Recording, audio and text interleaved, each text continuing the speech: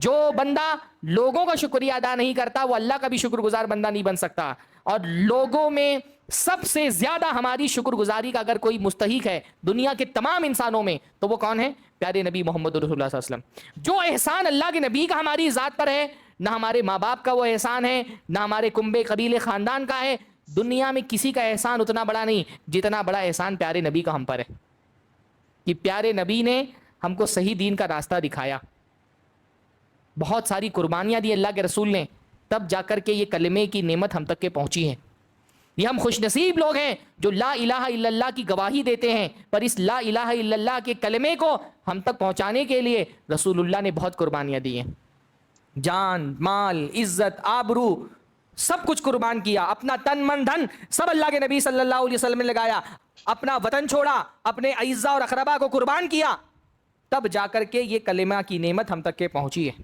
آج اگر ہم لا الہ الا اللہ کی گواہی دینے والے ہیں تو یہ گواہی ہم تک پہنچانے کے لیے رسول اللہ نے بہت کچھ اپنا قربان کیا ہے. اس سے بڑھ کر احسان فراموش کوئی نہیں ہو سکتا ہے جو رسول اللہ کا احسان بھول جائے. اور صرف رسول اللہ ہی کا احسان نہیں ہے بھائی, بلا شبہ اسلام کی اس تحریک کو لیڈ کرنے والے اللہ کے رسول تھے, پر اس تحریک کو اللہ کے رسول صلی اللہ علیہ وسلم کی اس تحریک کو اگر اللہ کے نبی لیڈ کر رہے تھے تو اس کو پیچھے سے سپورٹ کون کر رہے تھے؟ اللہ کے نبی صلی اللہ علیہ وسلم کے صحابہ.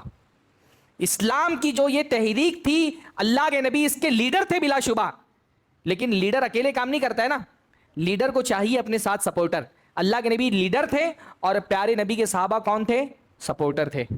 اللہ کے نبی صلی اللہ علیہ وسلم امام تھے اس تحریک کے, اللہ کے نبی صلی اللہ علیہ وسلم امام تھے اس انقلاب کے, لیکن ساتھ ساتھ اللہ کے نبی صلی اللہ علیہ وسلم کے حامی, اللہ کے نبی کے انصار, اللہ کے نبی کے متبعین, اللہ کے نبی صلی اللہ علیہ وسلم کے مقتدی کون تھے؟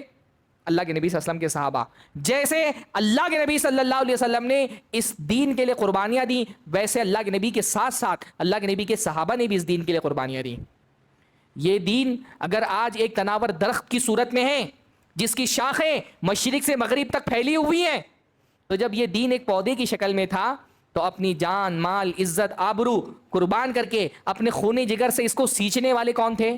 اللہ کے نبی محمد رسول اللہ صلی اللہ علیہ وسلم کے صحابہ. جیسے اللہ کے نبی ہمارے محسن ہیں ویسے اللہ کے نبی صلی اللہ علیہ وسلم کے صحابہ بھی ہمارے محسن ہیں. جیسے ہماری ذات پر اللہ کے نبی کا احسان ہے ویسے اللہ کے نبی صلی اللہ علیہ وسلم کے صحابہ کا بھی احسان ہے. آج اگر ہم لا الہ الا اللہ کی گواہی دینے والے ہیں, اس گواہی کے لیے جتنا ہم کو رسول اللہ کا شکر گزار ہونا چاہیے ویسے ہی ہم کو رسول اللہ کے صحابہ کا بھی شکر گزار ہونا چاہیے.